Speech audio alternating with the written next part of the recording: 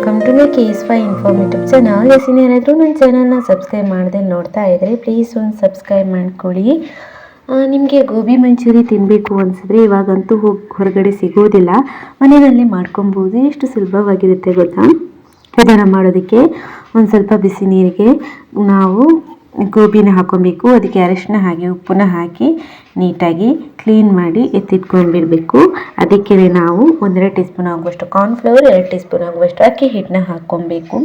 ಅದಾದಮೇಲೆ ಒಂದು ಅರ್ಧ ಟೀ ಸ್ಪೂನ್ ಆಗುವಷ್ಟು ಅಚ್ಚ ಖಾರದ ಹುಡಿ, ಹಾಗೆ ಒಂದು ಅರ್ಧ ಟೀ ಸ್ಪೂನ್ ಆಗುವಷ್ಟು ಗರಂ ಮಸಾಲ ಹುಡಿ, ಅರ್ಧ ಟೀ ಸ್ಪೂನ್ ಆಗುವಷ್ಟು ಪೆಪ್ಪರ್ ಹುಡಿ, ಹಾಗೆ ಒಂದು ಅರ್ಧ ಟೀ ಸ್ಪೂನ್ ಆಗುವಷ್ಟು ಉಪ್ಪನ್ನ ಹಾಕ್ಕೊಬೇಕು. ಚೆನ್ನಾಗಿ ಎಲ್ಲನೂ ಮಿಕ್ಸ್ ಮಾಡಬೇಕು. ಸ್ವಲ್ಪ ಸ್ವಲ್ಪ ನೀರನ್ನ ಹಾಕ್ತಾ ಮಿಕ್ಸ್ ಮಾಡ್ಕೊಬೇಕು. ಜಾಸ್ತಿ ನೀರೇನು ಬೇಕಾಗಲ್ಲ, ಸ್ವಲ್ಪ ಸ್ವಲ್ಪ ಹಾಕ್ಕೊಬೇಕು. ಮಿಕ್ಸ್ ಮಾಡಿಬಿಟ್ಟು ನಾವು ಎಣ್ಣೆಯಲ್ಲಿ ಡೀಪ್ ಫ್ರೈ ಮಾಡ್ಕೊಬೇಕು. ಚೆನ್ನಾಗಿಯೇ ಫ್ರೈ ಮಾಡಿ ಅದನ್ನು ಎತ್ತಿಟ್ಕೊಬೇಕು. ಅದಾದಮೇಲೆ ಕ್ಯಾಪ್ಸಿಕಮ್ ಮತ್ತು ಈರುಳ್ಳಿನ ದೊಡ್ಡದಾಗಿ ಪೀಸ್ ಮಾಡಿಬಿಟ್ಟು ಅದನ್ನು ಒಂದು 5 ನಿಮಿಷ ಹಾಗೇ ಫ್ರೈ ಮಾಡಿ ಎತ್ತಿಟ್ಕೊಂಡ್ಬಿಡ್ಬೇಕು. ಜಾಸ್ತಿ ಏನು ಫ್ರೈ ಆಗೋದು ಬೇಡ ಅದು. ಇದನ್ನೆಲ್ಲ ಎತ್ತಿಟ್ಕೊಂಡ್ಮೇಲೆ ನಾವು ಇವಾಗ ಗೋಬಿ ಮಂಚೂರಿ ಮಾಡೋಣ. ಮೊದಲಿಗೆ ನಾವು ಒಂದು ಪಾತ್ರೆಯಲ್ಲಿ ಬಿಸಿ ಆಗಲಿಕ್ಕೆ ಇಟ್ಬಿಟ್ಟು ಅದಕ್ಕೆ ಎಣ್ಣೆ ಹಾಕ್ಕೊಬೇಕು. ತೆಂಗಿನ ಎಣ್ಣೆ ಹಾಕ್ಕೊಂಡ್ರೆ ಇನ್ನೂ ರುಚಿಯಾಗಿರುತ್ತೆ. ಇದಕ್ಕೆ ಎಷ್ಟು ಸಣ್ಣದಾಗುತ್ತೆ ಅಷ್ಟು ಸಣ್ಣದಾಗಿ ಶುಂಠಿ ಹಾಗೆ ಬೆಳ್ಳುಳ್ಳಿನ ನೀಟಾಗಿ ಕಟ್ ಮಾಡ್ಕೊಳ್ಳಿ. ಎಷ್ಟು ಸಣ್ಣದಾಗುತ್ತೆ ಅಷ್ಟು ಸಣ್ಣದಾಗಿ ಮಾಡಿಕೊಂಡು ಒಂದು 5 ನಿಮಿಷ ಫ್ರೈ ಮಾಡ್ಕೊಳ್ಳಿ, ಹಸಿ ವಾಸನೆ ಹೋಗೋವರೆಗೂ. 1-2 ಕಾಯಿ ಮೆಣಸನ್ನ ಉದ್ದುದ್ದಾಗಿ ಹೆಚ್ಚಿಬಿಟ್ಟು ಹಾಕ್ಕೊಳ್ಳಿ.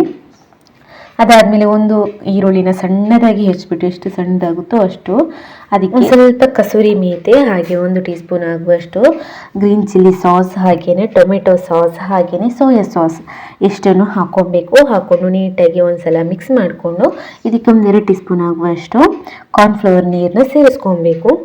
ಸೇರಿಸ್ಕೊಂಡಾದ್ಮೇಲೆ ಒಂದು ಚೆನ್ನಾಗಿ ಮಿಕ್ಸ್ ಮಾಡಿಬಿಟ್ಟು ಇದಕ್ಕೆ ಒಂದು 4 ಟೀ ಸ್ಪೂನ್ ಆಗುವಷ್ಟು ನೀರನ್ನ ಸೇರಿಸ್ಕೊಳ್ಳಿ. ನೀರನ್ನ ಸೇರಿಸ್ಬಿಟ್ಟು ನೀಟಾಗಿ ಒಂದ್ಸಲ ಮಿಕ್ಸ್ ಮಾಡಿಬಿಟ್ಟು ರುಚಿಗೆ ಸ್ವಲ್ಪ ಉಪ್ಪನ್ನ ಹಾಕ್ಕೊಂಡು ಅದಕ್ಕೆ ಒಂದು ಅರ್ಧ ಟೀ ಸ್ಪೂನ್ ಆಗುವಷ್ಟು ಮತ್ತು ಪೆಪ್ಪರ್ ಹುಡಿ ಹಾಕ್ಕೊಬೇಕು. ಅದನ್ನು ನೀಟಾಗಿ ಒಂದ್ಸಲ ಮಿಕ್ಸ್ ಮಾಡಿಬಿಟ್ಟು ಅದಾದಮೇಲೆ ನಾವು ಆವಾಗಲೇ ಏನು ಫ್ರೈ ಮಾಡಿ ಇಟ್ಕೊಂಡಿದ್ದೀವಿ ಗೋಬಿ ಹಾಗೆ ಕ್ಯಾಪ್ಸಿಕಮ್ ಈರುಳ್ಳಿ ಅದನ್ನು ಸೇರಿಸ್ಬಿಟ್ಟು ಮಿಕ್ಸ್ ಮಾಡ್ಕೊಬೇಕು. ಎಲ್ಲನೂ ಚೆನ್ನಾಗಿ ಮಿಕ್ಸ್ ಮಾಡಿದ್ದಾದಮೇಲೆ ಕೊನೆಯದಾಗಿ ಕೊತ್ತಂಬರಿ ಸೊಪ್ಪು ಸೇರಿಸಬೇಕು. ಗ್ಯಾಸ್ ಆಫ್ ಮಾಡಬೇಕು. ಇಷ್ಟೇನೇ ಗೋಬಿ ಮಂಚೂರಿ ಸೂಪರ್ ಟೇಸ್ಟಿಯಾಗಿರುತ್ತೆ. ಯಾವುದೇ ಕಲರ್ ಕೂಡ ಬಳಸ್ತೇನೆ ಎಷ್ಟು ರುಚಿಯಾಗಿ ಮಾಡ್ಕೊಬೋದು.